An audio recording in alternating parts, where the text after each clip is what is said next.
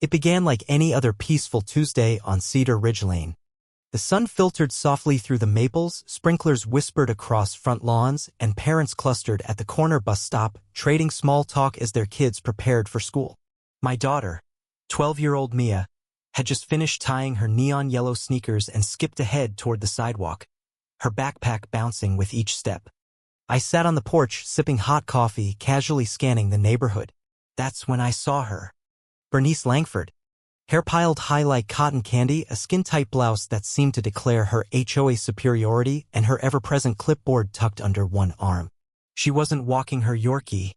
She was prowling. Bernice had long been a nuisance in our community. Just last week, she fined the Whitleys for having their garbage cans visible for a whole 14 minutes past pickup. Before that, she reprimanded a family for planting non-regulation tulips. But this morning, she wasn't scrutinizing flower beds or paint tones. No, her attention was fixed on my daughter. She stood near the bus stop, eyeing Mia like she was tagging the pavement with graffiti instead of bouncing in bright shoes. I narrowed my gaze. Bernice flipped open her clipboard and strode toward Mia. Mia instinctively stepped back. I set down my mug. Then the yelling began. "Excuse me, young lady," Bernice snapped, her voice shrill. "Do you have permission to be on this sidewalk? This is private community property, and children are not allowed to loiter unsupervised." It hit me like a punch to the face. That sidewalk? Maintained by the city. Public. And I was watching from the porch the entire time. Mia wasn't unsupervised. She was exactly where she should be. I rose and crossed the lawn. My badge remained tucked under my sweatshirt, but my instincts were firing on all cylinders. Bernice wasn't finished. She crouched to Mia's eye level and lectured her on community rules and behavioral standards. Mia, normally composed, looked rattled. Bernice pointed at her shoes and said, "Those are against HOA aesthetic guidelines. We don't permit fluorescent colors that disrupt the visual harmony." Seriously?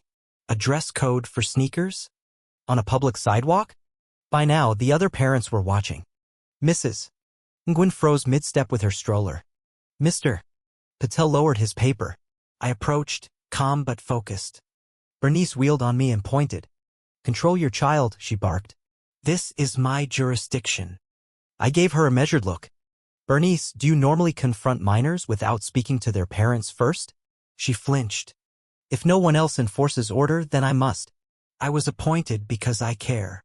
Then she pulled out her phone and started recording. "I need documentation. This child is trespassing and you're threatening me." I stepped in front of Mia. "Trespassing? Where?" "The sidewalk." She ignored me, narrating into her phone. "Aggressive parent. Possibly armed." That was enough. I calmly pulled out my wallet and displayed my badge. "Chief Lucas Dillard, Town Police. You're harassing a minor." "Turn the phone off and back away." Bernice's face turned ghost white. Her hand trembled. "You're the chief." "Yes. And you're dangerously close to impersonating a law enforcement officer." The other parents whispered. Bernice tried to recover, puffing her chest. "Even the police answer to the HOA. Rules are rules." I leaned in. "And so are laws. You don't get to invent rules about footwear or interrogate children." She stomped away, her Yorkie trailing behind. But I knew this wasn't over. That afternoon, she blasted out an emergency HOA email titled, "Child Safety Violation, Immediate Action Required." Attached was a pixelated zoom of Mia's sneakers and a 4-paragraph screed about aesthetic aggression and chromatic disruption. Neighbors responded with a mix of concern and disbelief. Some had felt Bernice's wrath before. Fines for lemonade stands, citations for Christmas wreaths hung a day early, even a warning for a rubber duck in a birdbath. But this was something else. She was targeting a child. I sent a civil response reminding the board that children aren't subject to HOA rules on public sidewalks. She replied in all caps, "You're not above the rules, Officer Dillard." The next morning, she escalated. Bright orange cones surrounded the bus stop. A laminated sign read, "Child Access Restricted, Pending HOA Review." Bernice sat across the street in a lawn chair, wearing a reflective vest and clutching a whistle. Mia looked up at me. "Dad, do we need to go to a different stop?" "Nope," I said. We walked right into the cone zone. Bernice blew the whistle. "This area is closed. Redirect children to the alternate stop." Then she reached out to block Mia.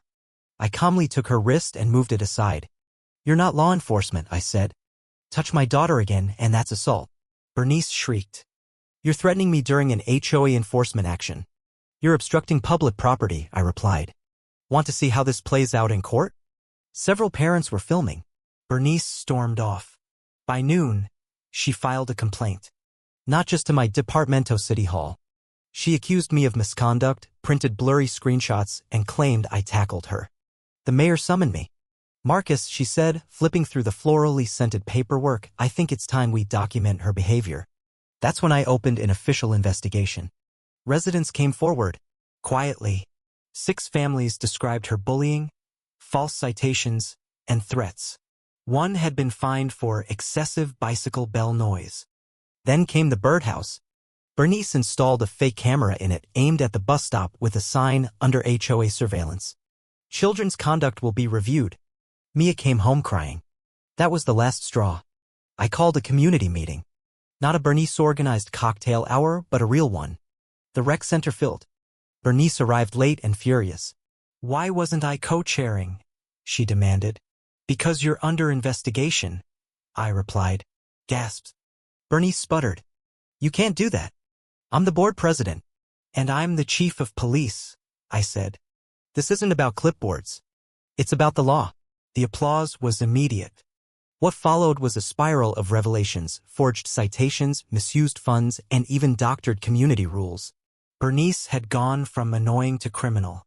She planted fake signs, zip-tied warnings to lamp posts, and held a mock court trial in her backyard where she tried to put Mia on community probation. That night, I served her official notice. Criminal charges pending. She tore off her self-made badge and threw it into a kiddie pool. "You'll regret this." I know people. One of those people had already turned. Donna, the HOA treasurer, handed over years of receipts, emails, and proof Bernice had embezzled over $11,000. Spa days, fake consultant fees, personal merchandise with her face on it. We held one final meeting. This time, Donna spoke. I presented a slideshow of evidence. Bernice paled. She screamed it was a witch hunt. The parents didn't care. Mr. Patel stood and shouted, "You fined my kid for a tricycle." The board voted. Emergency removal. Bernice tried to rally. "You'll all regret this." "You're the regret," I replied. 2 weeks later, she was arrested jogging by the school. Her first words were, "Do you know who I am?" "Yup," said the officer. "You're under arrest." She was charged with forgery, harassment, impersonation, and embezzlement. During discovery, we found she'd done this before. In Oregon, she was banned from public office after abusing power. She had reinvented herself as Bernice Langford, moved here, and started again. The trial was swift. Parents testified. A teen read a citation aloud, struggling not to laugh. Bernice claimed it was a smear campaign by children and anarchist sneakers. The judge wasn't amused. She was fined over $200,000, banned from holding HOA office anywhere, and restricted from all community infrastructure, including sidewalks. She couldn't even walk her dog. Her house fell into foreclosure. The new owners painted it turquoise, filled the lawn with flamingos, and hosted chalk festivals. Her legacy? A warning. A punchline. Mia got a certificate for bravery. Her sneakers are in the local museum. Last we heard, Bernice tried to join a retirement HOA 3 states over under another name. A kid spotted her. "Hey, aren't you the sidewalk lady?" She drove off. Never came back. And Beechwood? It flourished. Because once you dethrone a suburban tyrant, you rediscover what community really means. Color, kindness, and the right to wear whatever damn shoes you want.